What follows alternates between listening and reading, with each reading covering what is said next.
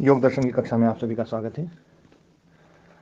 अपना जो सूत्र चल रहा था समाधि पाद का पहला सूत्र हो गया था तपः स्वाध्याय ईश्वर प्रणिधानानि क्रिया योग। अब दूसरा सूत्र है समाधि भावनार्थ क्लेश अनुकरणार्थस्य। इसके क्रिया योग के जो है दो प्रयोजन बताए कि क्रिया योग किस लिए, कि समाधि के भावना के लिए और क्लेश को तनु करने के लिए। तनु करना मतलब छोटा करना। तनु होता है तनुत्व, मतलब लघुत्व। लघुत्व और तनुत्व एक ही चीज है, छोटा कर देना, लघु कर देना। तो क्लेश जो है वो तनु हो जाए, जो फैले हुए हैं वो छोटे हो जाएं। तो ये है ना, तप के द्वारा, स्वाध्याय के द्वारा और ईश्वर प्रणिधान के द्वारा। तप, स्वाध्याय, ईश्वर प्रणिधान के द्वारा क्लेश जो है वो तनु होते हैं, छोटे हो जाते हैं। छोटे होना, एक बात ध्यान देना, क्लेशों का सूक्ष्मीकरण अलग चीज है और उसको कमजोर कर देना अलग चीज है। तनु का मतलब है सूक्ष्म करना नहीं, तनु का मतलब है कमजोर कर देना। उनको है ना जो है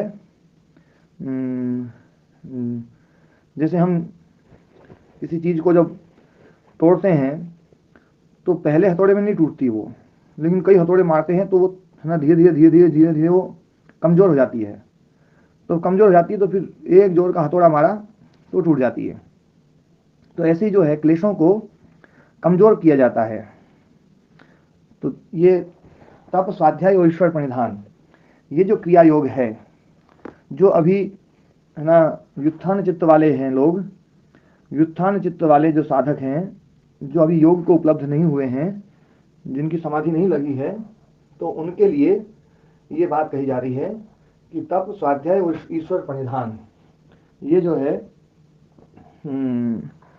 समाधि के भाव के लिए, समाधि की सिद्धि के लिए और क्लेशों को कमजोर करने के लिए। समाधि शब्द आप सब लोग समझ रहे होंगे।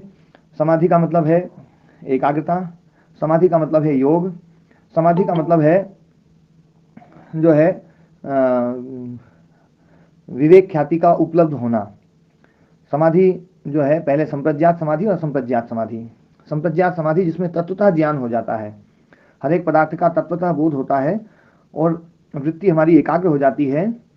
वृत्तियों का जो प्रोसेस है, ध्यान देने वाली बात है, वृत्तियों का जो प्रोसेस है वो ऐसा है, एक वृत्ति उठती है, एक वृत्ति के बाद में दूसरी वृत्ति उठती है, दूसरी के बाद में तीसरी उठती है, तीसरी के बाद में चौथी उठती है। ये चलती है वीची तरंग न्याय से। वीची भी बोलते हैं तरंग को और तरंग बोलते हैं वीची को। दोनों समानार्थक शब्द हैं, पर्यायवाची शब्द हैं, वीची और तरंग। तो वीची तरंग न्याय का अर्थ ये होता है कि वीची से तरंग उत्पन्न हुई, तरंग से वीची उत्पन्न हुई, वीची से फिर तरंग उत्पन्न हुई, तरंग से फिर वीची उत्पन्न हुई। बात समझ में आई? आई जी। हाँ, क्या? नहीं आई। वीची का मतलब है तरंग और तरंग का मतलब है तरंग, तरंग का मतलब है वीची। जैसे जल का मतलब पानी और पानी का मतलब जल, है ना। तो जल से पानी और पानी से जल, जल से पानी, पानी से जल। मतलब कहने का यह है कि तरंग से तरंग उत्पन्न हुई, फिर तरंग से तरंग उत्पन्न हुई, फिर तरंग से तरंग उत्पन्न हुई, तरंग से तरंग उत्पन्न हुई। कहने का अर्थ तो यह है। इसी को अलग ढंग से कह रहे हैं, वीची से तरंग, तरंग से वीची, वीची से तरंग, तरंग से वीची। नरेश जी आई बात समझ में? पर ये फिर ऐसा क्यों कहा गया वीची से तरंग, तरंग से वीची? दो शब्द बोलने के वीची लिए, से वीची कह ले या तरंग से तरंग कह ले गुरुजी? दो शब्द अलग अलग बोलने के लिए। वीची तरंग न्याय, इसको एक न्याय का नाम दिया गया है, वीची तरंग न्याय, कि वीची भी वही है और तरंग भी वही है। अपन ही बोलेंगे तरंग तरंग न्याय तो शब्द जमेगा नहीं। दूसरी बात जो है, तरंग तरंग न्याय जो है ना, जब एक ही शब्द को दो बार बोला जाता है तो उसका अर्थ जो है वो है ना जो है कहने की तीव्र इच्छा भी हो जाती है, अधिक अर्थ में भी होता है, अधिक अर्थ में जो है ना द्वित्व हो जाता है ना। अच्छा अच्छा, तो अच्छा अच्छा दो बार बोल दिया तो मतलब कुछ ज्यादा ही अच्छा है ना। होता ही नहीं होता ऐसा? हाँ, है ना। जैसे अपन वाह बोलते हैं, शाबाश शाबाश शाबाश, दो बार बोलने से वो अर्थ जो है, उस शाबाश शब्द का जो अर्थ है, उस अर्थ में अधिकत्व आ जाता है ना। वो डाइल्यूट हो जाता है। हाँ, तो तरंग तरंग शब्द बोल देते तो उसमें वो अर्थ भी निकल सकता था, इसलिए अलग अलग शब्दों का प्रयोग किया है। वीची तरंग न्याय, वीची से तरंग उत्पन्न होती है, तो वीची तो खुद ही तरंग है, तो बोले हाँ तरंग से तरंग उत्पन्न, फिर तरंग से तरंग उत्पन्न, फिर तरंग से तरंग उत्पन्न। ऐसे ही एक वृत्ति दूसरी वृत्ति को पैदा करती है, दूसरी वृत्ति तीसरी को पैदा करती है, तीसरी चौथी को पैदा करती है। वृत्ति जो है ना उठती जाती तरंगों जैसी, तो वृत्ति से वृत्ति, वृत्ति से वृत्ति, वृत्ति से वृत्ति, वृत्ति से वृत्ति, ये प्रोसेस है वृत्तियों का। और एक वृत्ति से दूसरी वृत्ति जब उठती है तो उसमें संस्कार बड़ा सहायक होता है, संस्कार मूल होता है उसमें। तो ध्यान देने वाली बात है कि जब एक वृत्ति से दूसरी वृत्ति उठती है तो यदि वो उसी विषय वाली उठ रही है, फिर तीसरी वृत्ति भी उसी विषय वाली उठ रही है, चौथी वृत्ति भी उसी विषय वाली उठ रही है, पांचवी वृत्ति भी उसी विषय वाली उठ रही है, तो ये एकाग्रता बन जाएगी। एकाग्रता बन जाएगी भैया, वही वृत्ति उठ रही है, वही वृत्ति शांत हो रही है और उसी विषय वाली वृत्ति दोबारा उदित हो रही है। शांत और उदित होना, एक वृत्ति का शांत होना, दूसरी वृत्ति का उदय होना, उदित होना, फिर शांत होना, फिर उदित होना, फिर शांत होना, फिर उदित होना। तो विषय यदि एक ही चल रहा है, वृत्ति बदल रही है लेकिन विषय यदि एक चल रहा है, तो वो वृत्ति हो जाएगी एकाग्र वृत्ति, उसी को समाधि बोलते हैं। जहां पर विषय जो है ना, जो है एक ही रहे और वृत्ति निरंतर चलती रहे, वो है समाधि। ध्यान देना, ये समाधि चित्त की पांचों अवस्थाओं में होती है, क्षिप्त, मूढ़, विक्षिप्त, एकाग्र और निरुद्ध, ये 5 अवस्थाएं हैं। कई साधक नए जुड़े हुए हैं इसलिए मैं इस बात को है ना जो है थोड़ा सा दोहरा रहा हूं। क्षिप्त, मूढ़, विक्षिप्त, एकाग्र और निरुद्ध, जो साधक लिखना चाहें वो लिख भी लें। क्षिप्त, मूढ़, विक्षिप्त, एकाग्र और निरुद्ध।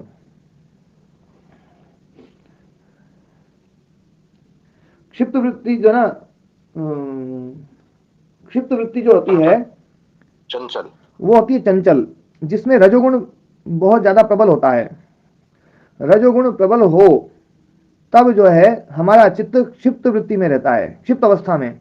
उसकी वो जो चित्त की वो जो अवस्था है वो है ना क्षिप्त भूमि, भूमि शब्द अवस्था के लिए। चित्त की 5 अवस्थाएं कहो या चित्त की 5 भूमियां कहो, और वो जो 5 भूमियां हैं उनमें जो क्षिप्त है वो तब है जब चित्त में रजोगुण प्रबल है। रजोगुण प्रबल होने के कारण से बहुत ज्यादा चंचल हो जाता है चित्त, बहुत ज्यादा चंचल हो जाता है, और उस चंचल अवस्था में भी कई बार एकाग्रता बढ़ जाती है।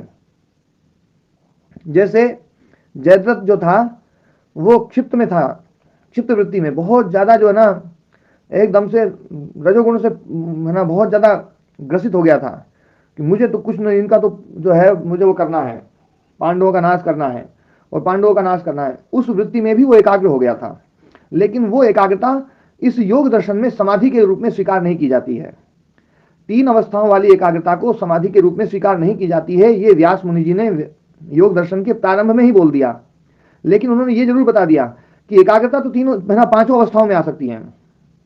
चित्त की जो 5 अवस्थाएं हैं उनमें सब में एकाग्रता है, लेकिन जो एकाग्र और निरुद्ध अवस्था में जो एकाग्रता है उसी को यहां पर समाधि शब्द से स्वीकार किया जाता है। ये योग दर्शन में पहले ही बोल दिया गया था। हाँ, तो क्षिप्त अवस्था जो है वो अत्यधिक चंचल अवस्था है। फिर एक है मूढ़ अवस्था, यह है तमोगुण की अवस्था। तो तमोगुण की जो अवस्था है वो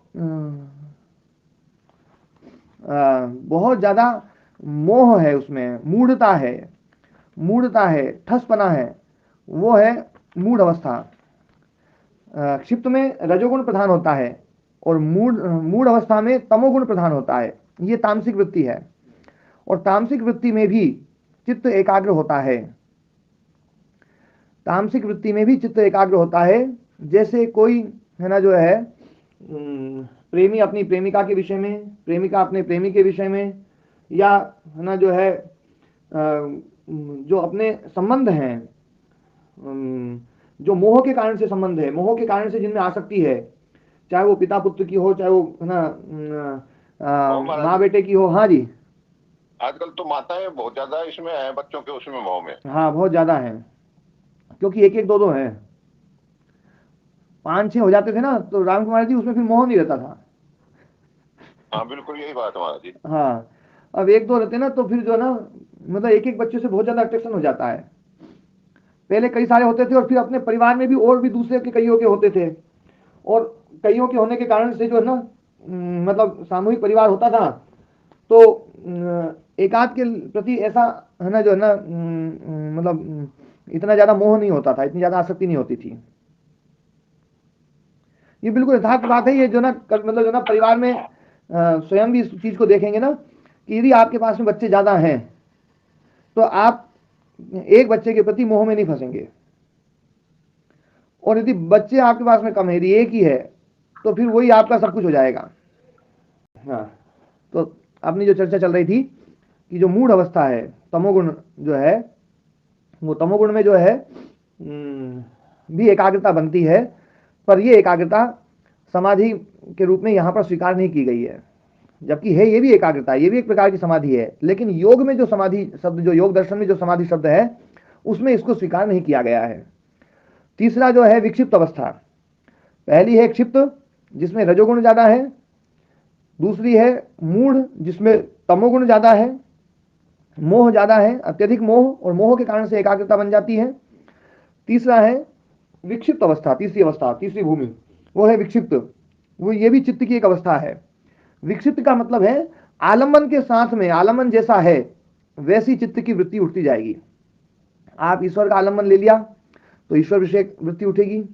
आप है ना कहीं सत्संग में बैठे हैं, कथा में बैठे हैं, तो आप बिल्कुल ईश्वर के विषय में सोचेंगे, और जैसे ही कथा से उठे तो ईश्वर छूट गया, फिर दुकान में बैठ गए तो दुकान की वृत्ति शुरू, जहां गए वहां की वृत्ति शुरू, क्रोध की उसमें गए तो क्रोध की वृत्ति शुरू, प्रेम की वृत्ति आई तो प्रेम शुरू, है ना, काम की वृत्ति आई तो काम शुरू। ये जो वृत्ति है ये विक्षिप्त अवस्था है। आलंबन के साथ में जहां है ना वृत्तियां बदलती हैं, तो ये वृत्ति, ये भी जो है समाधि के रूप में स्वीकार नहीं की गई है। इसमें भी एकाग्रता बनती है, लेकिन आलंबन सालंबन है, ये आलंबन हटेगा एकाग्रता भंग हो जाएगी। लेकिन जो चौथी अवस्था है एकाग्र अवस्था, एकाग्र अवस्था में जो है आलंबन भले ही बदलते जाएं तो भी एकाग्रता नहीं बदलेगी। ये जो विक्षिप्त अवस्था है, विक्षिप्त अवस्था में अधिकतर लोग विक्षिप्त अवस्था वाले लोग होते हैं। बढ़िया ध्यान की बात सुन रहे हैं, बढ़िया वैरागी की बात सुन रहे हैं तो वैरागी आएगा। महाराज जी आई रहे। हाँ, आर्य समाज का कार्यक्रम में जाओ तो बढ़िया सुना, फिर रास्ता में जो गाड़ी में बैठ के आओ ना, फिर ठट्टा की और ही करे। तो है ना जो है विक्षिप्त अवस्था जो है, बहुत सारे लोग जैसे अपन कई बार देखते होंगे कि ना जो है बढ़िया बढ़िया लोग जो है वो योग की चर्चा कर रहे हैं, सब बढ़िया कर रहे हैं, लेकिन जीवन में ऐसे प्रसंग आ जाते हैं, ऐसे बह जाते हैं बिल्कुल जो है ना, तो वो एकाग्र अवस्था में नहीं, वो विक्षिप्त अवस्था में थे। विक्षिप्त अवस्था के कारण से व्यक्ति जो है आलम्बनों में बहता है, आलम्बनों में भटकता है। ये विक्षिप्त अवस्था क्षिप्त और मूढ़ अवस्था से अच्छी अवस्था है, लेकिन ये अवस्था जो विक्षिप्त अवस्था है ये समाधि के रूप में तो स्वीकार नहीं की गई है, ये योग के रूप में तो स्वीकार नहीं की गई है।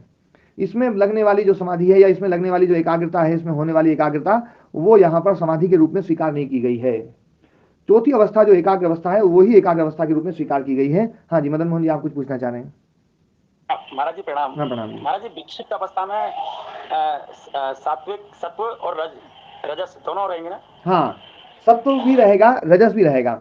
मतलब रजो जो क्षिप्त है उसमें तो रजोगुण प्रधान है, और है ना मूढ़ में तमोगुण प्रधान है, लेकिन विक्षिप्त में सत्व और रजस दोनों प्रधान हैं। सत्व की प्रधानता होने के कारण से आलंबन आने पर हम एकाग्र भी हो जाते हैं, ठीक है ना? हाँ जी। लेकिन जो एकाग्र अवस्था है वो पूर्ण सत्व वाली अवस्था है, और निरुद्ध अवस्था में तो हमने सत्व को भी रोक दिया है, सत्व को भी बिल्कुल है ना जो ना समाप्त कर दिया है। वो निरुद्ध अवस्था जो है वो बिल्कुल वृत्ति रहित अवस्था, उसमें तो चित्त बिल्कुल एकदम अपने मतलब जो है उसमें कोई क्रिया नहीं होगी, उस समय कोई क्रिया नहीं, कोई वृत्ति नहीं, कोई विचार नहीं, कोई चिंतन नहीं, किसी प्रकार का कोई वो नहीं, वो निरुद्ध अवस्था है। लेकिन एकाग्र अवस्था जो है वो सत्व प्रधान अवस्था है। एकाग्र अवस्था में विवेक ख्याति है, क्या जो विवेक ख्याति है, विवेक ख्याति ये एकाग्र अवस्था का विषय है। एकाग्र अवस्था जो है चित्त की वो है विवेक ख्याति, और वही संप्रज्ञात समाधि है। असंप्रज्ञात समाधि जो है उसमें तो विवेक ख्याति भी नहीं रहेगी, उसमें सत्व जो है वो भी है ना सत्व गुणात्मिका जो विवेक ख्याति है उसको भी योगी रोक देता है, सत्व को भी है ना जो ना मतलब दबा दिया जाता है, वो है निरुद्ध अवस्था। रजोगुण तमोगुण तो दबाई दिए गए सत्व के द्वारा, फिर सत्व भी दबा दिया गया, बिल्कुल निर्विचार अवस्था, तो वो है निरुद्ध ओम अवस्था। स्वामी जी। हाँ ओम जी। प्रणाम स्वामी हाँ जी। प्रणाम जी। स्वामी जी, आपने बताया कि निरुद्ध अवस्था में ना तो आलम्बन होता है और वहां सत्वगुण आदि भी अपना कार्य नहीं कर रहे होते, तो गुरु जी फिर उसमें ऐसा बताया जाता है कि उसके संस्कार तो बनते हैं, तो जहाँ चित्त कार्य ही नहीं कर रहा, फिर संस्कार कैसे बन रहे हैं, ये थोड़ा सा इस पर प्रकाश डालिएगा। हाँ, क्या है, संप्रज्ञात समाधि और असंप्रज्ञात समाधि, दो विषयों को ध्यान देना है ना प्रदीप जी, आप भी इसमें थोड़ा सा, क्योंकि ये नया विषय, प्रारंभिक विषय है, ये समाधि पाद का विषय है ये, संप्रज्ञात समाधि और असंप्रज्ञात समाधि। संप्रज्ञात समाधि में ज्ञान विशेष है, संप्रज्ञात में, संप्रज्ञान का अर्थ ही है विशेष ज्ञान, संप्रज्ञान, संप्रज्ञात है ना, और असंप्रज्ञात जहां पर कोई ज्ञान नहीं है वो है असंप्रज्ञात, ठीक है ना। तो संप्रज्ञात में तो ज्ञान रहेगा, असंप्रज्ञात में कोई ज्ञान नहीं रहेगा। ये तो शब्द ही अपने अर्थ को बतला रहा है, अपनी अवस्था को बतला रहा है, उसका जो नामकरण है वो नामकरण ही बतला रहा है कि न तत्व किंचित संप्रज्ञायते इति असंप्रज्ञातः, वहां पर कोई बोध नहीं होता है, इसलिए उसका नाम है असंप्रज्ञात समाधि। तो हमें जितना भी बोध होता है, ये विवेक ख्याति जो है ये बोध है, ऋतंभरा प्रज्ञा ये बोध है ना, प्रांत भूमि प्रज्ञा ये बोध है, जो सबसे मतलब जो जितना भी हमारा बोध विषय जो है वो सारा का सारा संप्रज्ञात विषय वाला है, संप्रज्ञात समाधि का विषय है। और बोध जहां पर है वहां पर सत्वगुण है, सत्वगुण बोधात्मक है, प्रकाशात्मक है, सत्व प्रकाश के लिए है, ज्ञान के लिए है ना, और रजस जो है वो क्रिया के लिए है, और तमस स्थिति के लिए है। तो वहां पर ज्ञान जहां पर है वहां पर सत्व प्रधान है, और वो असंप्रज्ञात समाधि में क्योंकि ज्ञान ही समाप्त हो गया, तो इसलिए वहां पर सत्वगुण जो है ना वो भी दबा दिया गया है, उसको भी रोक दिया गया है। अब रही बात संस्कार की, हाँ जी, उस समय चित्त अपने आप में ही मगन रहेगा क्या? चित्त जो है ना, चित्त भी स्वरूप में स्थित होता है और आत्मा भी स्वरूप में स्थित होता है। अच्छा, चित्त भी अपने स्वरूप में स्थित रहेगा मतलब? हाँ जी, और वो जो अवस्था है ना, आत्मा तो पहले से अपने स्वरूप में स्थित थी, चित्त भी अपने स्वरूप में स्थित हो जाएगा। हाँ, और चित्त उस समय जो है ना केवल संस्कार शेष मात्र रहता है, और वो संस्कार शेष कौन से होते हैं ये भी मैं बताता हूँ। ये पहले तो मैंने ज्ञान की बात बताई, अब संस्कार की बात बता रहा हूँ। जो क्षिप्त अवस्था, विक्षिप्त अवस्था या मूढ़ अवस्था, इसमें जो संस्कार हैं ये व्युत्थान चित्त के संस्कार हैं, इसको व्युत्थान चित्त बोलते हैं। ये तीन अवस्थाएं जो है ये व्युत्थान चित्त है, और एकाग्र और निरुद्ध अवस्था वाला जो चित्त है वो समाहित चित्त है। तो जो व्युत्थान चित्त के जो संस्कार होते हैं उन संस्कारों को संप्रज्ञात समाधि, जो एकाग्र अवस्था वाली जो संप्रज्ञात समाधि है, उस समाधि के जो संस्कार हैं वो संस्कार व्युत्थान चित्त के संस्कारों को नष्ट कर देते हैं। ठीक है जी। अब बच गए, अब बच गए कौन से, समाधि के संस्कार सुनो सुनो सुनो सुनो, हाँ सुनो सुनो, पढ़ने को मिला है। अभी मैं वहीं आऊंगा, मैं पूरी बात समझाऊंगा, आपने जो प्रश्न पूछा ना उसको मैं समझाऊंगा, प्रोसेस से समझाऊंगा। तो संप्रज्ञात समाधि के जो संस्कार हैं, विवेक ख्याति के जो संस्कार हैं, वो विवेक ख्याति के संस्कार व्युत्थान चित्त के संस्कारों को नष्ट कर देते हैं जी। अब बच गए विवेक ख्याति के संस्कार। तो विवेक ख्याति भी सत्व गुणात्मिका है, विवेक ख्याति सत्व गुणात्मिका है, तो सत्व गुणात्मिका जो विवेक ख्याति है वो भी है ना जो है अपने लिए बाधक है, क्योंकि गुणात्मक है। जो भी गुणात्मक चीज होगी ना वो उसको छोड़ना ही पड़ेगा। तो ये जो विवेक ख्याति के जो संस्कार हैं वो विवेक ख्याति के संस्कार, उनका एक काम है, दो काम है उनके। पहला काम तो उनका है कि जो व्युत्थान चित्त के संस्कार हैं उनको हटाना, और दूसरा काम इनका यह है कि असंप्रज्ञात समाधि की ओर बढ़ाना, असंप्रज्ञात समाधि की ओर बढ़ाते वो संस्कार। और असंप्रज्ञात समाधि की ओर जब वो संस्कार बढ़ा देते हैं तो असंप्रज्ञात समाधि में एक संस्कार पैदा होता है जिसका काम केवल और केवल ये रहता है कि वो विवेक ख्याति के संस्कारों को नष्ट कर दे। यदि विवेक ख्याति के संस्कारों को नष्ट नहीं किया जाएगा तो मुक्ति नहीं हो सकती, क्योंकि मुक्ति जो है वो तो गुण रहित अवस्था है, और विवेक ख्याति में तो गुण है, सत्वगुण है। तो विवेक ख्याति के संस्कारों को नष्ट करने के लिए असंप्रज्ञात समाधि में एक संस्कार पैदा होता है, वो संस्कार विवेक ख्याति के संस्कारों को नष्ट करने का काम करता है, असंप्रज्ञात समाधि को दृढ़ करने का काम करता है, और निरुद्ध अवस्था वो मुक्ति की तरफ बढ़ाने का काम करता है, और बढ़ा करके वो स्वयं समाप्त हो जाता है। उसका काम इतना ही है कि वो मुक्ति की तरफ बढ़ा दे, मुक्ति की तरफ बढ़ा दे, उसने अपना प्रयोजन पूरा हो गया, वो समाप्त हो जाएगा। हाँ जी राम कुमार जी। हाँ, ऐसी स्थिति आ जाती है, मुक्ति की तरफ बढ़ जाता है तो फिर शरीर छोड़ ही देता है क्या? हाँ, धीरे धीरे ऐसी अवस्था आएगी और आते आते वो छूट जाएगा सब कुछ। स्वामी जी, मूल प्रश्न अभी मेरा हल नहीं हुआ। हाँ, कि वो जहाँ असंप्रज्ञात समाधि के समय यदि चित्त की स्थिति, चित्त में सत्वगुण आदि सक्रिय नहीं होते तो संस्कार बनते कहाँ है? देखो संस्कार जो है ना, असंप्रज्ञात समाधि भी चित्त की एक अवस्था है या नहीं है? जी, चित्त की एक अवस्था है, और उस चित्त की अवस्था का ही अपना एक संस्कार है। जी समझ। उस चित्त की जो अपनी अवस्था है, उस अवस्था का ही अपना एक संस्कार है। वो संस्कार उस अवस्था को दृढ़ करने का काम करता है, विवेक ख्याति के संस्कारों को नष्ट करने का काम करता है और मुक्ति की ओर बढ़ाता है। ठीक है ना? हाँ जी, हाँ जी मदन मोहन जी। ये कह सकते हैं कि चित्त का भी एक कोई मूल संस्कार होता है। हाँ, चित्त में जो जिस अवस्था में रहता है उस अवस्था का अपना एक संस्कार उसका साथ साथ चलता रहता है। ठीक है महाराज जी। हाँ जी, जी मदन मोहन जी। तो महाराज जी इसका मतलब तो फिर ये हो गया जो आपने पहले भी स्पष्ट किया और दृढ़ हो गया ये कि सारे संस्कारों का नष्ट होना मतलब चित्त का नष्ट होना ही अपने स्वरूप की प्राप्ति है। हाँ, जब तक संस्कार नष्ट नहीं होंगे। मूल में अपना स्वरूप ही है, ये तो आवरण चढ़ा हुआ है, वो हटता है जी, उसको हटाना ही सारी प्रक्रिया का स्वरूप है। जी जी जी, इसको हटाना ही स्वरूप है ना हमारा। हाँ बिल्कुल। ये जो अपन ने और रखा ना लिबादा, यही उतारना है बस। ये संस्कार रूप, कर्म रूप, क्लेश रूप, अविद्या रूप, अस्मिता रूप, राग रूप, द्वेष रूप, ये सारे के सारे जो ना ये चित्त में पड़े हुए हैं। चित्त ही बड़ा भयंकर जो ना लिबादा है। जी महाराज। हाँ, और इस लिबादे में पड़ा हुआ जो ना आत्मा को यूं समझता है कि मैं ही आत्मा बन गया, और वो आत्मा जो है ना, वो आत्मा फिर उस समय जैसे आकाश घट रूप दिखाई देता है, वैसे आत्मा जो है ना वो चित्त रूप दिखाई देती है, पर बनती नहीं है। चित्त रूप कभी हो नहीं सकती आत्मा। ये तो बिल्कुल क्लियर हो जाना चाहिए कि आत्मा चाहे कितने ही अज्ञान में पहुंच जाए आदमी। ओम महाराज जी। हाँ ओम जी। तो महाराज जी आपको बताया इससे क्लियर है। ओम महाराज जी। हाँ जी, संक्रमण तो फिर है ना महाराज जी, आत्मा को अलग छोड़ने से ये शास्त्र समझ में आने लगे, नहीं तो समझ में ही नहीं आते थे जी। ये पक्की बात बता रहा हूँ मैं, मेरी बात बता रहा हूँ। हाँ, ये बात आत्मा को अलग छोड़ने के बाद ही शास्त्र समझ में आने लगे, नहीं तो ये गुलमुल हो जाते थे कितने पच लिया में। अब शास्त्र बिल्कुल स्पष्ट समझ में आता होगा कि ये सब चित्त के धर्म है और चित्त में ही सारी मेहनत करनी है। हमारा जी इससे संगति लगती नहीं, कोई लगती नहीं जी। बस वो ये घबराहट है जड़ चेतन वाली, वो भी मिट जाएगी महाराज जी पढ़ाते पढ़ाते। जी। ओम स्वामी जी। ओम जी, ओम जी। मेरा ये एक प्रश्न है कि लोग कुछ जो महान आत्माएं हैं वो कह देती हैं कि हाँ मैं फलाने दिन समाधि ले लूंगा और उसके बाद उनकी आत्मा विलीन हो जाती है परमात्मा में। तो ये कहाँ तक सत्य है और क्या ऐसा होता है? हाँ, ऐसा हो भी सकता है, वो जिस प्रोसेस से चल रहे हैं, क्योंकि समाधि को सिद्ध करना ये तो अपने हाथ में है। आपकी समाधि को कोई और नहीं लगाएगा, है ना?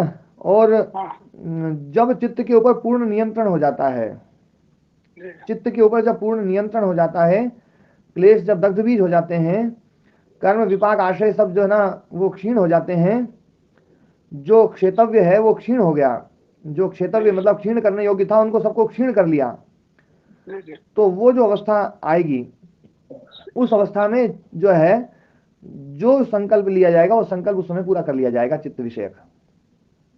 तो इस तरह से ये साबित होता है कि आत्मा को परमात्मा में खुद आदमी विलीन कर दे सकता है, वो ये मृत्यु के रूप में। हाँ, उसको आत्मा को परमात्मा में विलीन करने के बजाय अभी तो है ना चित्त को छोड़ने का काम कहें या शरीर को छोड़ने का काम कहें, वो ज्यादा अच्छा रहेगा कि हम शरीर को छोड़ सकते हैं या चित्त को छोड़ सकते हैं। जैसे स्वामी जी ने भी जो जब वो बैठे थे अपने समाधि में और अपने वो चित्त को उन्होंने छोड़ दिया था। जी, चित्त को नहीं, उन्होंने मतलब जो है ना चित्त को भी छोड़ा और शरीर को भी छोड़ा। जी जी, शरीर को भी। मेरा यही प्रश्न है, क्या शरीर और चित्त दोनों एक साथ छूटता है ना इस तरह से समाधि? हाँ हाँ, और ये अपनी स्वेच्छा से आदमी छोड़ सकता है? जी जी, ठीक है, ठीक है जी। हाँ, तो चित्त महाराज जी प्रश्न और है तो मृत्यु हो जाएगी। हाँ, चित्त छूट जाए तो है ना, मतलब चित्त छूटेगा तो शरीर तो छूटेगा ही छूटेगा, ऐसा नहीं हो सकता कि ना। हाँ महाराज जी इसको इच्छा मृत्यु बोल सकते हैं, मतलब मैं अपने चित्त को छोड़ रहा हूँ तो शरीर तो छूटना ही है, क्योंकि शरीर में क्रिया चित्त की वजह से ही है जी, है ना। तो क्या मैं अपनी उम्र भी लंबी कर सकता हूँ कि भी मैं अभी नहीं छोड़ा, इतना कंट्रोल हो गया है, मैंने चित्त पे इतना नियंत्रण कर लिया, तो मैं चित्त को लंबे समय छोड़ूं, है ना, मतलब अपनी इच्छा से छोड़ूं, ऐसा भी हो सकता है। देखो जो चित्त को समझ लेगा ना वो चित्त को छोड़ेगा ही, पकड़ेगा तो नहीं। फिर पकड़ेगा नहीं, नहीं तो फिर चित्त खा छूटा उसका। हाँ मतलब प्रयोजन नहीं रह जाएगा संसार में इसका। जैसे कोई यूं कहे ना अपन ने भैया कीचड़ को समझ भी लिया, तो जो कीचड़ को समझ लेगा वो छोड़ेगा या पकड़ेगा उसको? सही है महाराज, है ना। हाँ तो फिर चित्त को जिसने समझ लिया। हाँ शरीर को हाँ जी छूट जाए तब होगा। महाराज जी, हाँ जी वैसी नई थ्योरी बता दो ना, जो चित्त छूट जाए शरीर ना छूटे, हमारा काम भी चलता रहे। वह थ्योरी तो आपका नहीं थी वह तो। राम कुमार जी गुरु जी के साथ रहोगे तो ये कहने की जरूरत ही नहीं पड़ेगी। क्या साहब सही है ना बात? हाँ देखो हम तो मुक्ति वहां से वापिस आ जाओ, हमारी और कौन कर सको आप। हाँ 16वां सूत्र देखो, 16वां सूत्र जो है, 16वां सूत्र जो है पहले पाठ का 16वां सूत्र, तत्परम पुरुष ख्याते गुण वैतृष्ण्यम। 16वां सूत्र का पेज नंबर बताता हूँ, मैं खोलता हूँ एक बार। समझी 6 नंबर पेज पे। हाँ जी सबसे ज्यादा जागरूकता से पढ़ने वाली है ना जो है नीतू जी हैं। मैं भी तुम्हें पढ़ूं पर मेरे याद नहीं रहे, किताब नहीं रहे। हाँ हाँ नहीं आपको तो क्या पढ़ना नहीं आता ना राम कुमार जी, इसलिए जो है ना आप बिना किताब के बहुत चीज याद रखते हो। हाँ जी तो देखो ये 16वां सूत्र है ना। यस्य उदये, तीसरी लाइन देखो, यस्य उदये योगी प्रत्युदित ख्याति एवं मन्यते, है ना, जिसके उदय होने पर योगी जो है प्रत्युदित ख्याति, जिसकी ख्याति उदित हो चुकी है, प्रांत भूमि जिसने प्राप्त कर ली है, अंतिम अवस्था में पहुंच चुका है जो, एवं मन्यते ऐसा मानता है, प्राप्तम प्रापणीयम, जो प्रापणीय था वो प्राप्त हो चुका है, अब प्राप्त करने की जरूरत नहीं, कुछ भी प्राप्त करने योग्य कुछ बचेगा नहीं, शेष नहीं बचेगा। प्राप्तम प्रापणीयम, प्रापणीयम जो है वो प्राप्त हो चुका है।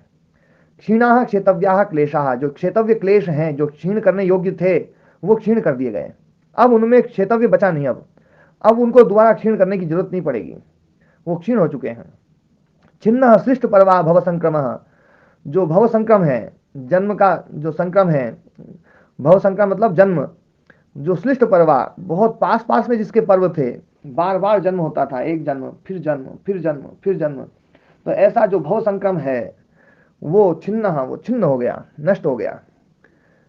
यस्य अविच्छेदा जनित्वा म्रियते मृत्वा च जायते, जिस भव संक्रम के नष्ट न होने से, यस्य अविच्छेदा जिसके अविच्छेद होने से, विच्छेद न होने से, जनित्वा म्रियते जनने के बाद में आदमी मरता है, और मृत्वा च जायते और मरने के बाद में उत्पन्न होता है।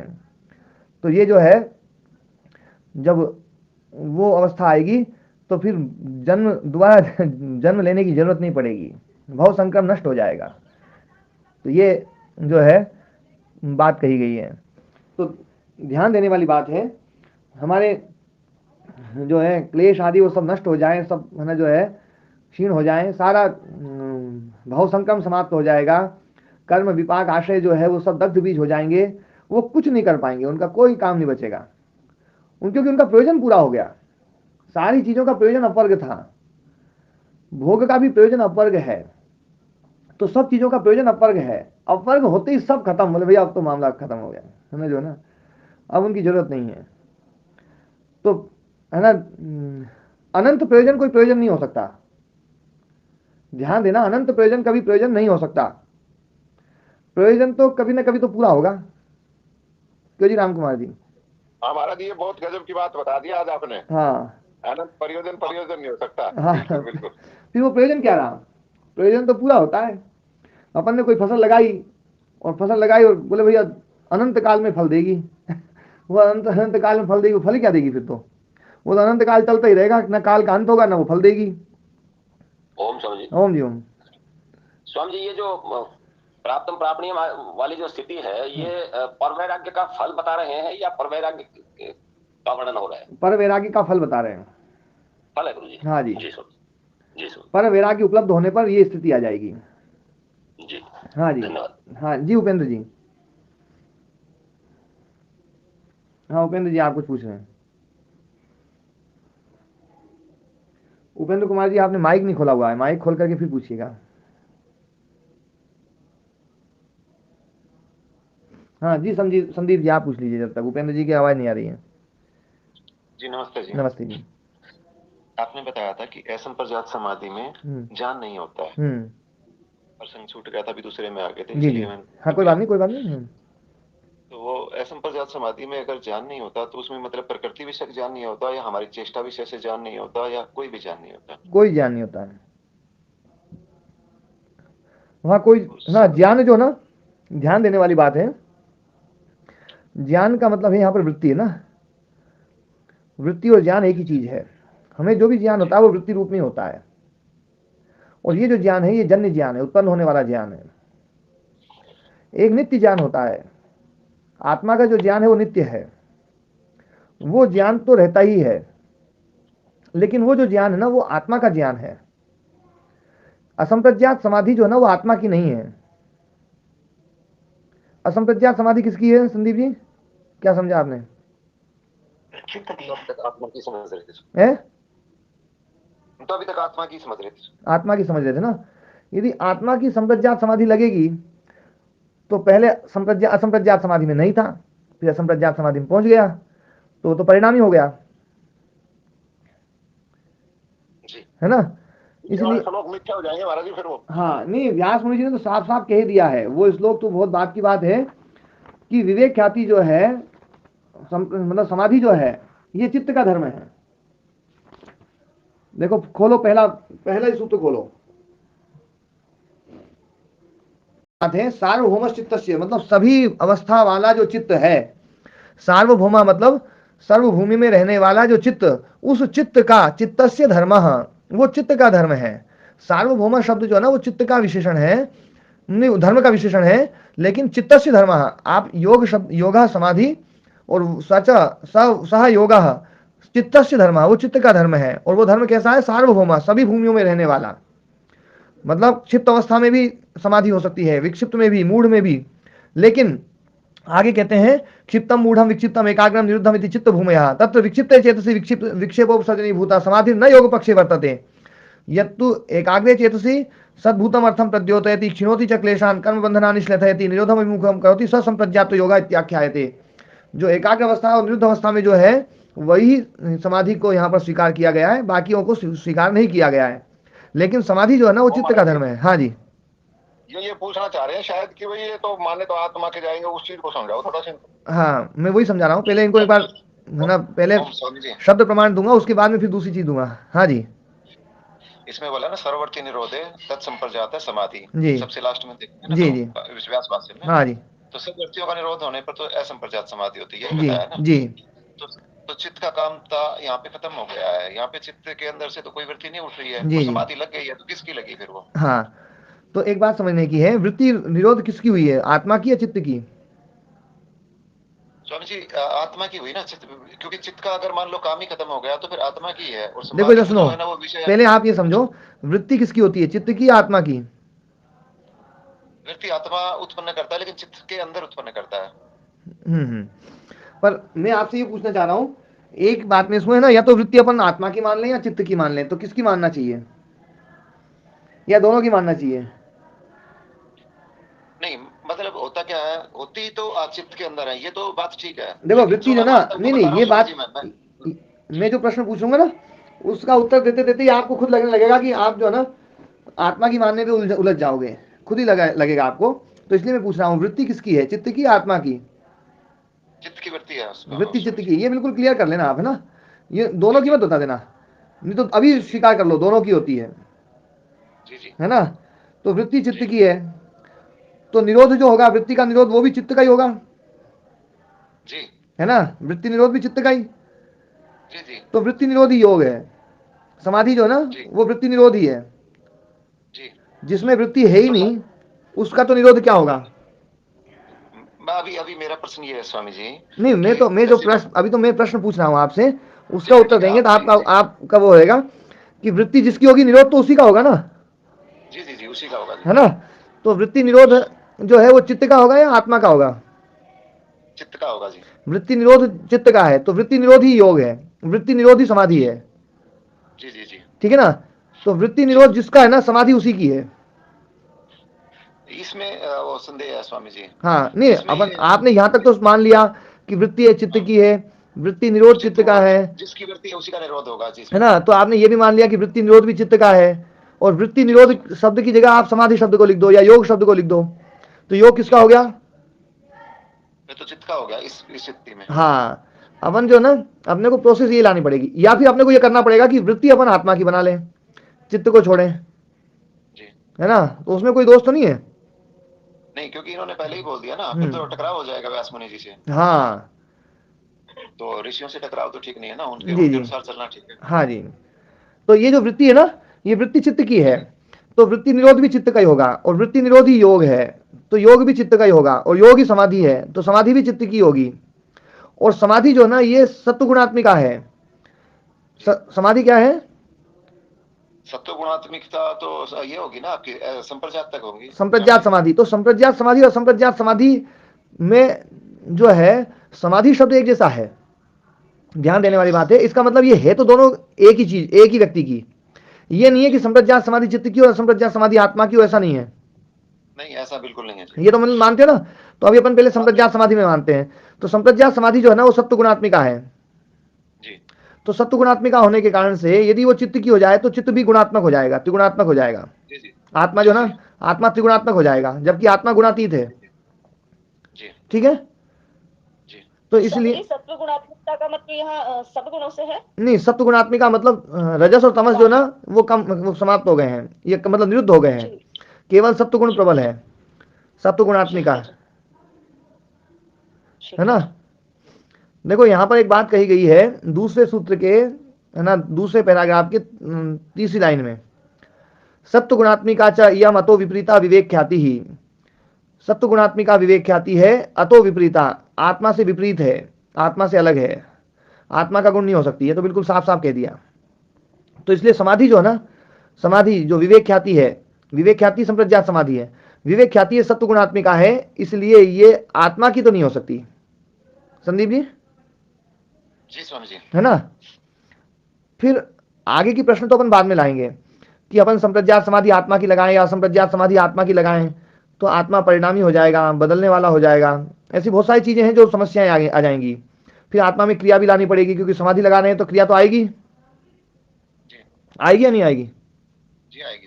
जबकि आत्मा को निष्क्रिय पुरुष कहा गया है, क्रिया रहित कहा गया है। जी जी जी। है ना। तो बहुत सारी समस्याएं आ जाएंगी, इसलिए जो ना ये सब चित्त का ही धर्म मानना पड़ेगा। जी स्वामी जी। अभी मैं पूछूं क्या स्वामी जी? हाँ पूछिए। जी स्वामी जी। हेलो स्वामी जी, समाधि है वो तो जैसे मन है वो तो जड़ है और आत्मा चेतन है, तो जिसकी समाधि लगेगी फल भी उसी को मिलेगा।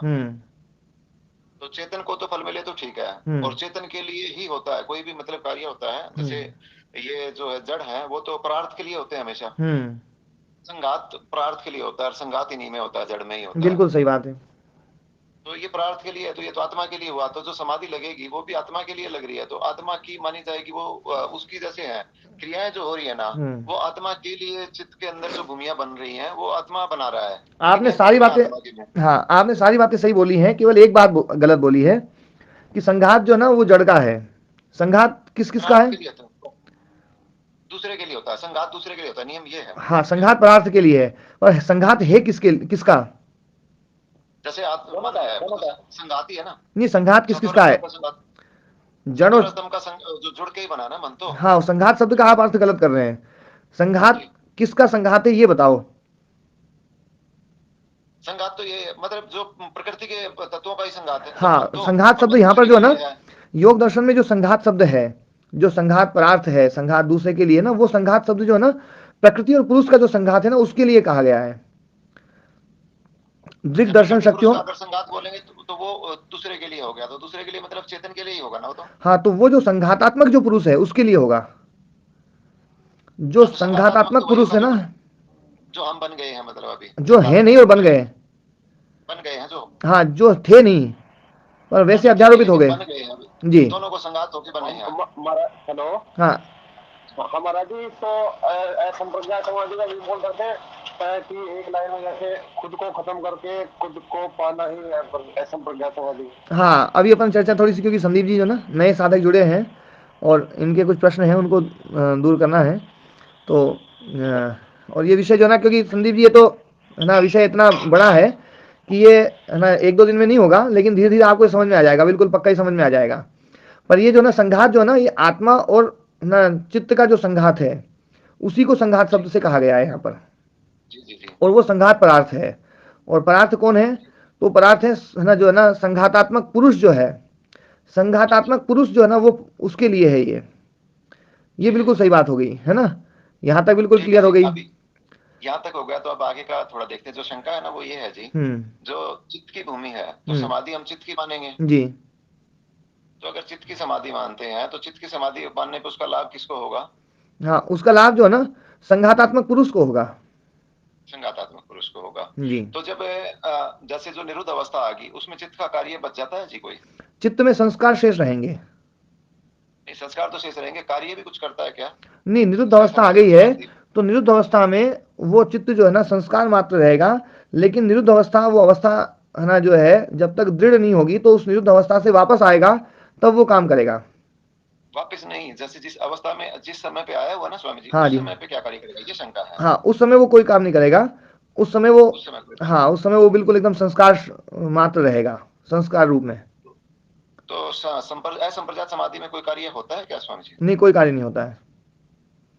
कोई ज्ञान बल आनंद वगैरह कुछ नहीं होता है, कुछ नहीं होता है, ईश्वर की तरफ से कुछ मिलता ना, ऐसा कुछ नहीं है, ऐसा होता ही नहीं है ना। तो उसमें मतलब इस अवस्था में क्या होता है फिर? उसमें कोई कार्य नहीं होता तो स्वरूप अवस्था, आत्मा स्वरूप में स्थित। हाँ, आत्मा जो अपना स्वरूप जो ना चित्त का स्वरूप माना हुआ था, वृत्ति का जो स्वरूप माना हुआ था आत्मा ने, तो वो वृत्ति का स्वरूप हट गया तो अपना स्वरूप स्थित हो गया, अपने स्वरूप में स्थित हो गया। तथा दृष्टु स्वरूप अवस्थानम जो है ना, दृष्टा अपने स्वरूप में स्थित होता है। हाँ जी। तो स्वामी जी ये पूछना था, इससे फिर लाभ क्या होता है? जो स्वरूप अवस्था है ना, स्वरूप अवस्था सबसे श्रेष्ठ अवस्था है जी स्वामी जी। देखो, हम क्या है, हमने एक आग्रह बना रखा है कि जब तक परमात्मा का आनंद न मिले तो लाभ नहीं है ना जी।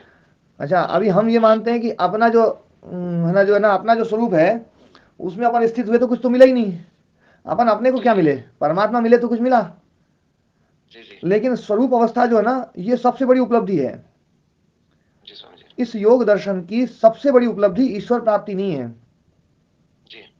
इस योग दर्शन की सबसे बड़ी उपलब्धि है स्वरूप अवस्था, आत्मा अपने स्वरूप में स्थित होना। जैसे आयुर्वेद का सबसे बड़ा लाभ क्या है? आरोग्य, स्वस्थ अवस्था, है ना। मतलब जैसे जैसे हाथ दर्द कर रहा है तो वो जो दर्द करे वो भी गलत, और हाथ में जैसे मजा आने लग जाए, जैसे मीठी मीठी खुजली होती है कई बार, वो भी अच्छी लगती है कई बार, पर क्या वो स्वस्थ अवस्था है? नहीं है जी। वो थोड़ी देर बाद परेशान करने लगेगी। तो शरीर में चाहे कोई चीज ऐसी हो जो दुख दे रही हो, चाहे कोई ऐसी चीज हो जो सुख दे रही हो, ये दोनों ही अवस्था स्वस्थ अवस्था नहीं है। स्वस्थ अवस्था वो है जिसमें सुख और दुख भी नहीं रहे, दोनों ही नहीं रहेंगे। वो है ना, आयुर्वेद का फायदा यही है, स्वस्थ अवस्था में पहुंचना। अब कोई कह भी अपन ने दवाई खाई, तो अपने को शरीर में मजा तो आना चाहिए, तो मीठी मीठी खुजली तो होनी चाहिए, या मीठा मीठा दर्द तो होना चाहिए, या मीठा मीठा कुछ तो होना चाहिए, तो वो स्वस्थ अवस्था नहीं रहेगी, है ना। ओम महाराज जी। हाँ ओम जी। स्वरूप अवस्था में फिर व्यवस्थापक की भी जरूरत नहीं रहेगी ना। हाँ, स्वरूप अवस्था जो है ना, वो तो स्वरूप की अवस्था है, उसमें तो मतलब जो है ना, जैसे स्वस्थ अवस्था जो है उसमें ना सुख की जरूरत है ना दुख की जरूरत है। जो स्वरूप अवस्था है इसको हम समझते नहीं है। हम ये सोचते हैं कि स्वरूप अवस्था में तो कुछ मिला नहीं, परमात्मा तो मिलना चाहिए, फिर अपन ने परमात्मा को ला दिया, क्योंकि हमें ऐसा लगता है प्रतिष्ठित होना ही है। हाँ, अपना तो परम लक्ष्य अपने स्वरूप में प्रतिष्ठा, स्वरूप प्रतिष्ठा ही है ना। स्वरूप प्रतिष्ठा, स्वरूप प्रतिष्ठा ही सबसे बड़ा, उसी के लिए तो सारे कार्य कर रहे हैं। जी जी। तो स्वरूप प्रतिष्ठा किसकी होगी? अपनी होगी या चित्त की होगी? आत्मा की होगी। चित्त का तो चित्त तो अपने उसमें चला जाएगा वापस। तो आत्मा स्वरूप प्रतिष्ठित हो जाएगा ना। जब तक चित्त है तब तक अपन स्वरूप प्रतिष्ठित नहीं है, अपन चित्त में स्थित है। मैं भी स्वामी जी यही कह रहा हूँ, तो चित्त की भूमिया है, हाँ, उनका परिणाम तो आत्मा पे ही आता है ना। नहीं, आत्मा पे नहीं आ रहा ना, यही तो मैं बात कह रहा हूँ। आत्मा में यदि परिणाम आ जाएगा तो आत्मा अपरिणामी नहीं रहेगा। जी, आत्मा अपरिणामी है जी, अपरिणामी है। क्या होता है अपरिणामी का? जिसमें मतलब कोई परिवर्तन ना हो, जिसमें कोई परिवर्तन ना हो, जिसमें कोई क्रिया ना हो, जिसमें कोई क्रिया ना हो, जिसमें कोई भोग ना हो, जी है ना। भोग होगा तो परिणामी हो जाएगा कि नहीं हो जाएगा?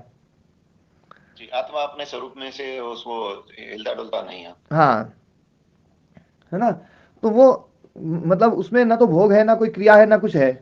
तो फिर ये सारी चीज हमें चित्त में डालनी पड़ेगी, आत्मा में डालती गड़बड़ हो जाएगा, जी, है।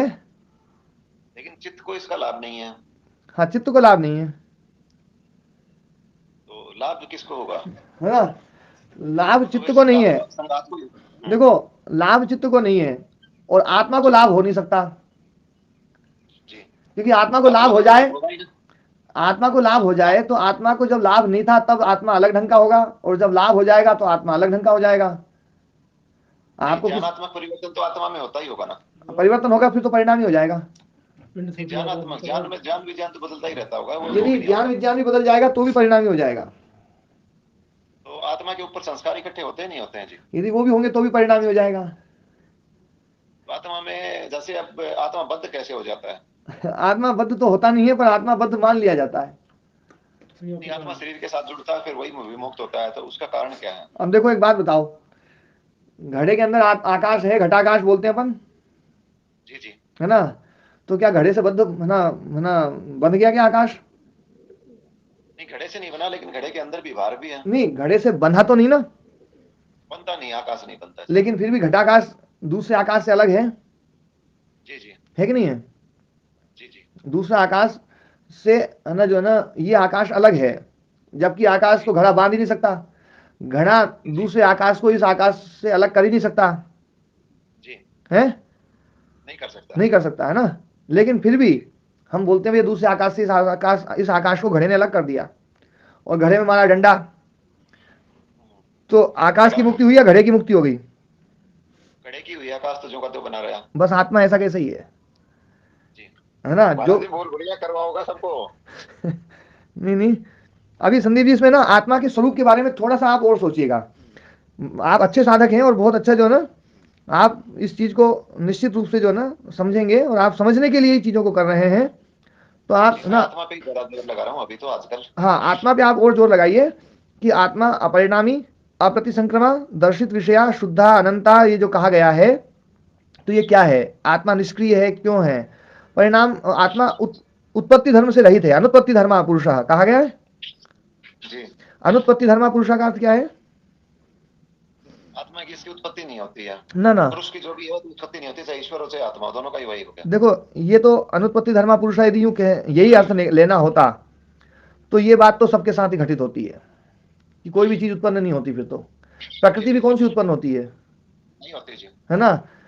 अनुत्पत्ति धर्मा का पुरुष है, कोई भी धर्म उसमें उत्पन्न नहीं होता है, जी, कोई भी धर्म उसमें, उत्पन्न नहीं होता है। कोई भी धर्म उत्पन्न नहीं लेकिन होता है।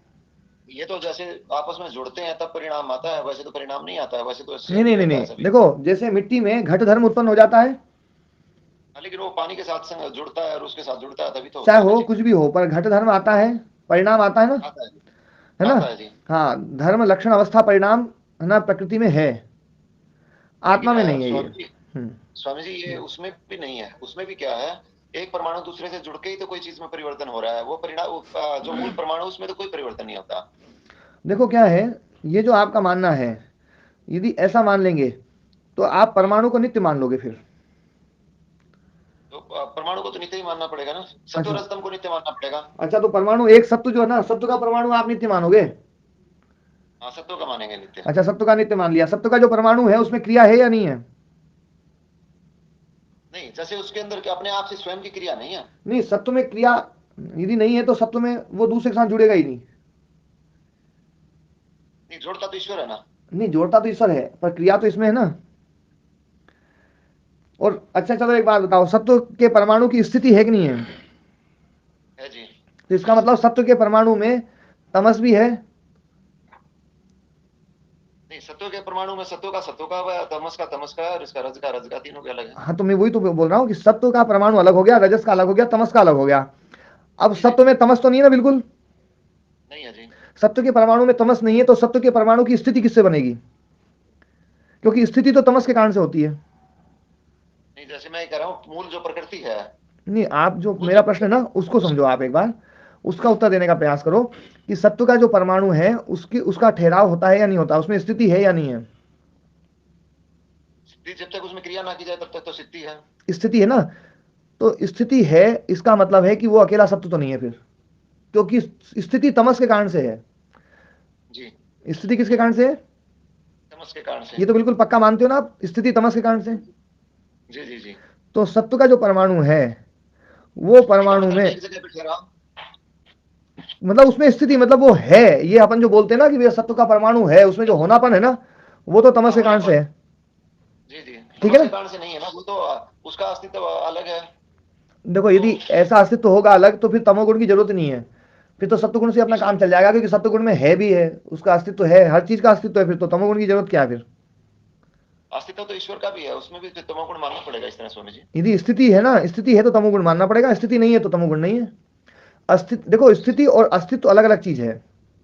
जी जी, तो स्थिति इसीलिए मैं कह रहा हूँ अस्तित्व है, स्थिति के लिए नहीं बोला मैंने, नहीं अस्तित्व तो, है यही बोला। हाँ तो स्थिति जो ना, मैं सत्वगुण जो ना परमाणु है, उस परमाणु की स्थिति है या नहीं है? स्थिति का मतलब अस्तित्व ना, अस्तित्व तो है, स्थिति का मतलब अगर ठहराव मानते हैं तो ठहराव का नहीं कह सकते। तो वो क्या घूमता रहता है? नहीं, प्रलय अवस्था में वो जैसे भी रहता है उस अवस्था का तो हमारे को नहीं पता है। नहीं नहीं, आप उसको सोचो सही, चिंतन तो करो कुछ, कि सत्वगुण का जो परमाणु है वो परमाणु या तो ठहरेगा या चलेगा, भगेगा, कुछ तो करेगा। तो अगर क्रियाशील है तो क्रियाशील ही रहेगा ना, अपनी तो वास्तविक क्रियाशील हो गया तो रजोगुण हो गया। नहीं, मैं कह रहा हूँ जैसे मान लो अगर रजोगुण है वो क्रियाशील रहेगा, सत्वगुण है वो नहीं सत्य, अभी अपन चर्चा केवल सत्वगुण के परमाणु कर रहे हैं। एक परमाणु आप कल्पना कर लो, सत्वगुण का एक परमाणु है, अब वो जी जी, है ना ठहरा हुआ है या क्रिया कर रहा है, यूं बताओ मुझे। जब अपनी नेचुरल स्थिति में होता है तो ठहरा हुआ ही होता है। तो उसमें तमोगुण आ गया फिर तो, क्योंकि ठहराव तो तमोगुण का लक्षण है। तीनों के संयोग के बिना नहीं, काम हर तो समय होगा पे नहीं। हर परमाणु ठहरता है, लेकिन जहाँ पे उसके आपस में जब उनकी क्रिया होती है ना, तब जो क्रिया होती है उसके लिए बोला ना कि इसमें ठहराव है, इसमें गति है, वो तो तब के लिए बोला प्रकाश। देखो है ना, ठहराव और गति ये दोनों चीजें अलग अलग होते हुए भी एक ही परमाणु में होती है। एक परमाणु में देखो, जो मेरे सामने एक पुस्तक रखी हुई है, इस पुस्तक में ठहराव है या नहीं है, स्थिति है या नहीं है? और ये पुस्तक है ना 2 साल पहले ऐसी नहीं थी, 2 साल बाद ये पुरानी सी हो गई है। तो ये 2 साल बाद हुई है या हर क्षण हो रही है? हर क्षण हो रही है, इसमें से परमाणु निकल रहे हैं। नहीं, हर क्षण इसमें क्रिया हो रही है, क्रिया हो रही है ना, हर क्षण इसमें क्रिया हो रही है, और हर क्षण ये इसमें ठहराव भी है।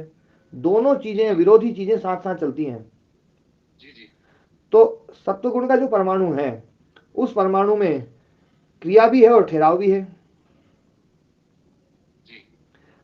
मतलब उसमें आप या तो उसको ठहराओगे या आप उसमें क्रिया करोगे, बिना क्रिया के तो वो दूसरे से जुड़ेगा नहीं। और परमात्मा भी उसमें क्रिया नहीं डाल सकता, क्योंकि सत्वगुण का परमाणु उसमें क्रिया कैसे डाल देगा परमात्मा? हाँ हाँ, कोई बात नहीं, आप जो जिनके लिए समय हो गया हो है ना, इसमें से कट सकते हैं,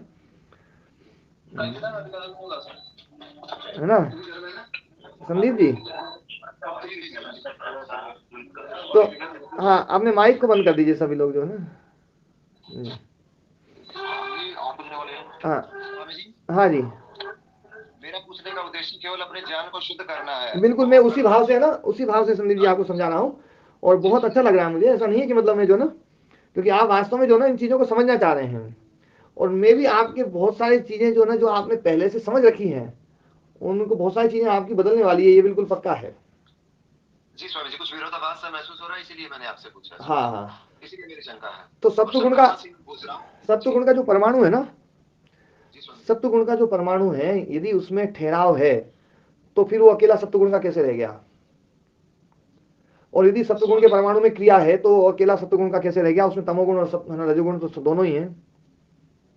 जी स्वामी जी, अब मेरा प्रश्न ये है स्वामी जी, क्या आप ऐसा मानते हैं कि सत्वगुण, रजोगुण और तमोगुण ये अपनी जो साम्य अवस्था है, प्रकृति की अवस्था, उसके अंदर ये अलग अलग होते हैं, या फिर इनमें भी आपस में कुछ गोलमेल रहता है? देखो, आपके इस चीज को तो मैं आपके मुंह से निकलवा दूंगा। मैं जो प्रश्न पूछ रहा हूँ ना, वो प्रश्न में उसी तरफ ले जा रहा हूँ आपसे।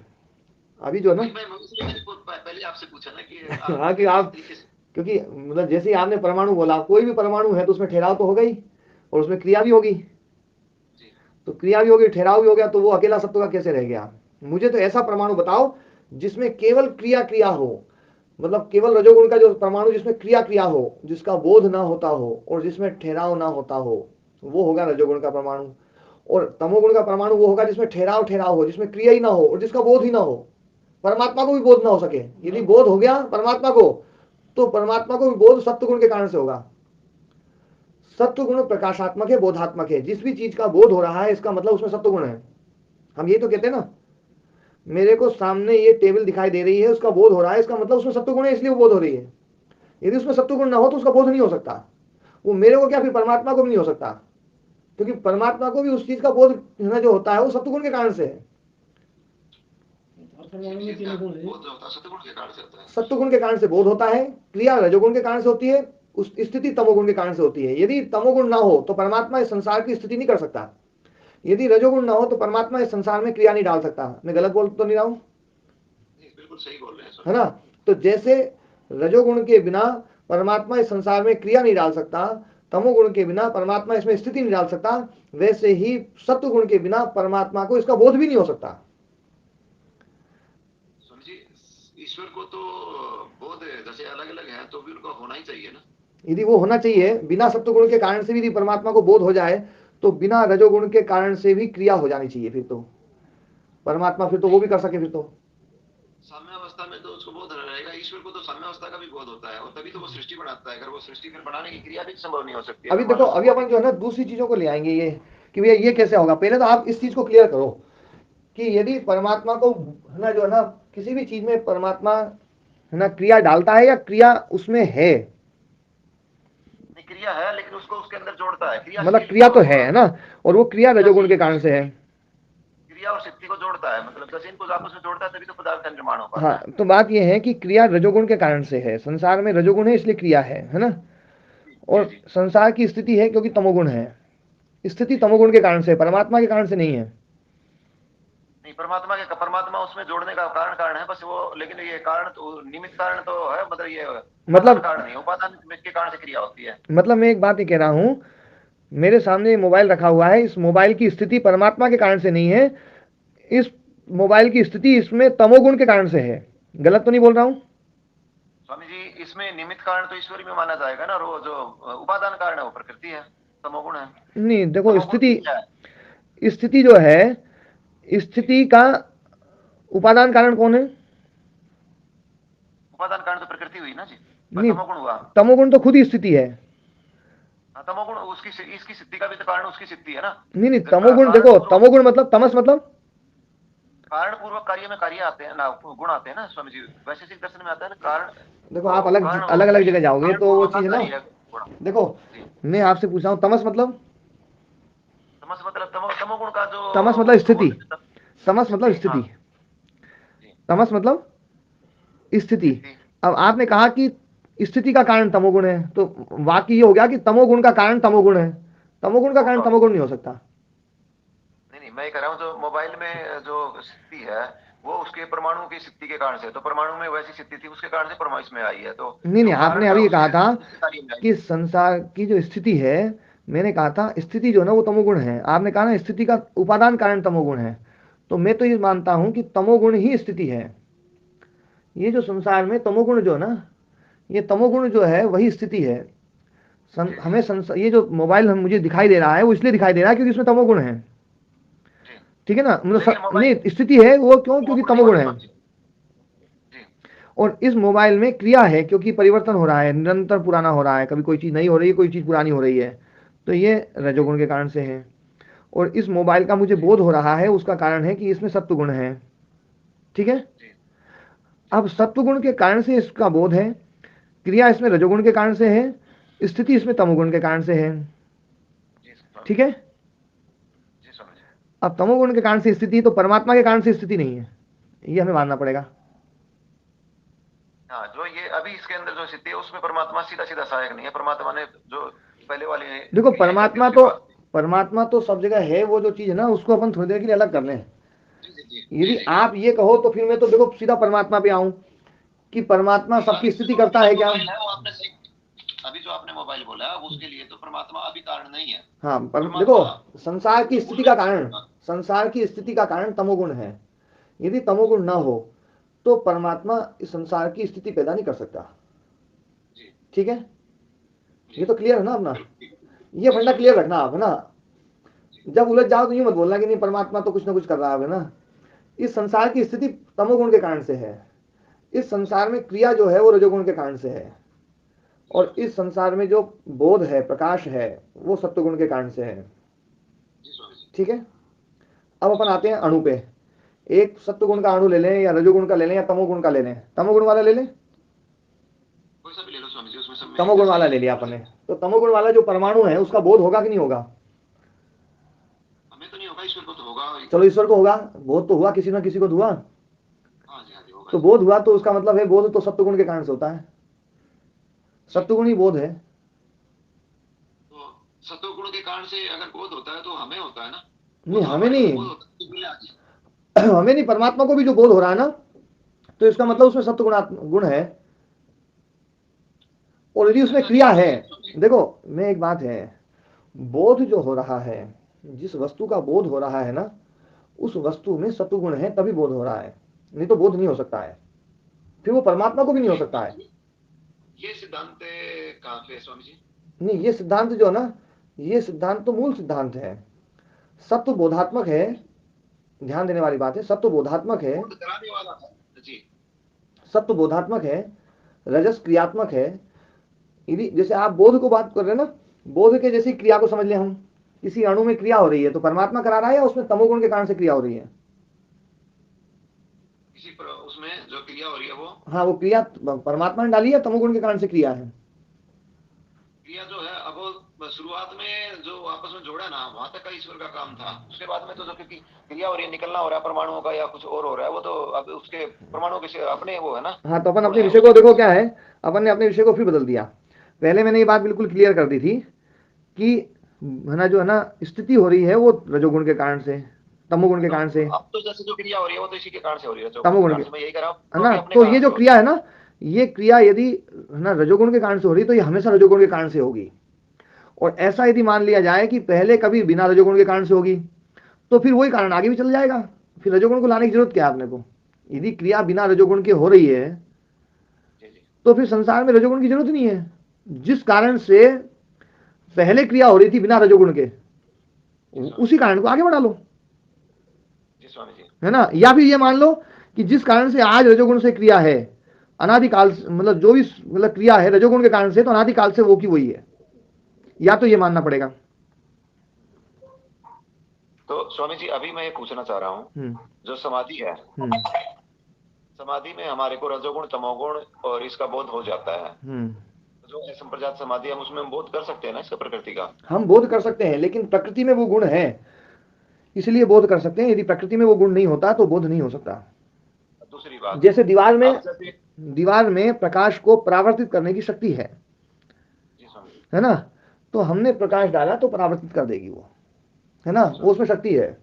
यदि परावर्तित करने की शक्ति नहीं होती तो फिर परमात्मा भी प्रकाश डाले ना तो भी दीवार परावर्तित नहीं करेगी। यदि परावर्तित कर दे परमात्मा, तो पहले परमात्मा को इस दीवार में अपनी वो शक्ति डालनी पड़ेगी, बोले भैया तू परावर्तित कर, तो वो तो दीवार में परावर्तित करने की शक्ति आ गई। तो मैं यही कह रहा हूं कि ये जो संसार में ये जो सत्व रजस तमस की जो शक्ति है, ये शक्ति अनादि है या परमात्मा डाल देता है? अनादि है, ये मानना पड़ता है ना। तो बस अब ये मान करके हमें स्पष्ट अब है ना, अब इसको बीच में परमात्मा मत लाना।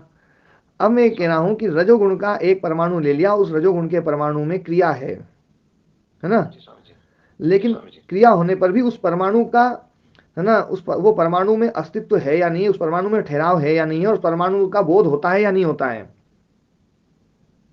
यदि परमाणु का बोध हो रहा है, परमाणु का बोध हो रहा है और परमाणु में ठहराव है, आप चाहे एक मोटे पत्थर को ले लो और एक चाहे छोटे से छोटे अणु को ले लो, ये तीनों चीजें एक जैसी घटेंगी। एक पत्थर में ठहराव भी है, उस पत्थर में क्रिया भी है, उस पत्थर में जो है ना उस पत्थर का बोध भी हो रहा है, और उस पत्थर को इतना छोटा कर लो आप, बिल्कुल सबसे छोटा कर लो, अणु और परमाणु जो आप बोल रहे हैं, उस परमाणु में भी ये का यही चीज है, सभी बराबर मिलेंगे। ऐसे कैसे मिलेंगे? ऐसे कैसे मिलेंगे? यदि आप सत्वगुण का परमाणु ले आओगे ना तो भी उसमें ऐसी कैसी चीज मिलेगी कि उसमें भी क्रिया हो रही है, उसमें भी ठहराव हो रहा है, उसमें भी बोध हो रहा है। स्वामी जी, हाँ जी, ये इसका अभिप्राय ये हुआ ना कि जो प्रकृति है वो त्रिगुणात्मक है, तीनों ही गुण पाए जाएंगे, केवल प्रधानता बदल सकती है। हाँ, तीनों गुण एक साथ ही होंगे। कभी इसको हम ऐसा नहीं कर सकते कि इसका गुण का परमाणु अलग कर दिया, इसके गुण का परमाणु अलग कर दिया, इसका परमाणु अलग कर दिया। यदि परमाणु अलग कर देंगे तो हर परमाणु में क्रिया होती है, तभी वो संयुक्त होते हैं, और हर परमाणु में बोध होता है, तभी उसका पता चलता है, और हर परमाणु में तमस है, इसलिए उसमें ठहराव है। नहीं तो परमाणु रहेगा ही नहीं, बिना स्थिति के परमाणु रहेगा ही नहीं। सत्व के परमाणु की भी स्थिति चाहिए। सत्व परमाणु तिष्ठति हम प्रयोग करेंगे, है ना, तो परमाणु तिष्ठति, सत्व परमाणु जो है ना वो स्थित हो रहा है, तो उसमें इसका मतलब है वो परमाणु में तमोगुण है। तो ये जो सत्व रजस तमस है संदीप जी, ये है ना, ये परमाणु रूप नहीं है। इसको एक बात समझ लें, ये गुणात्मक चीज है। इसको हमने परमाणु रूप मान करके और इसको विकृत कर लिया। ये गुणात्मक रूप है, और है ना जो है इसका क्या कैसे स्वरूप रहेगा फिर उसकी चर्चा मैं बाद में करूंगा, ठीक है ना। हाँ, और जो चित्त है ना, चित्त असंप्रज्ञात समाधि में भी चित्त रहता है, संस्कार रूप में रहेगा, ठीक है ना। ठीक है, आज पाठ में विराम देते हैं। ओम शांति।